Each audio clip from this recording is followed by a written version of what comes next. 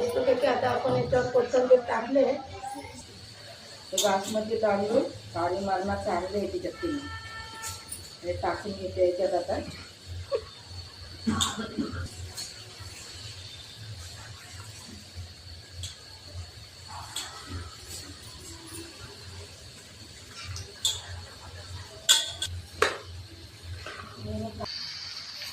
छठी प्रसाद आमची जोरात आहे, जोरात. बकरा बिर्याणी, कबाब, सुक्क मटन, मच्छी बांगडा फ्राय सर्व.